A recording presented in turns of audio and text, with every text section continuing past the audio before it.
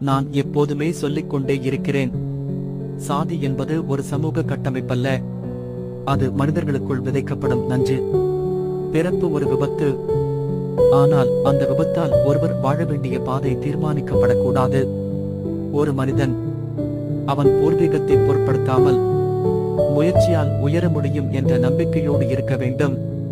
ஆனால் இந்த நாட்டில் அவன் எந்த சாதியில் பிறக்கிறான் என்பதாலே அவன் வாழ்க்கையின் எல்லா வாய்ப்புகளும் முடங்கிப் போகின்றன. இந்த நிலை மாற வேண்டுமென்றால் ஒரே ஒரு விஷயம் செய்ய வேண்டியிருக்கிறது, சாதியை ஒழிக்க வேண்டும். நாம் இதை இன்று செய்யாவிட்டால் நம் பிள்ளைகள் கூட பாசத்துக்கு பதிலாக பாகுபாட்டை வாழ வேண்டிய நிலைக்கு தள்ளப்படுவார்கள். நான் சொல்ல விரும்புவது ஒன்று மட்டும், மனிதன் மனிதனாகவே வாழட்டும். சாதி இல்லாத சமுதாயம் வர வேண்டும். அந்த நாளுக்காகவே நான் என் வாழ்க்கையையே அர்ப்பணிக்கிறேன்.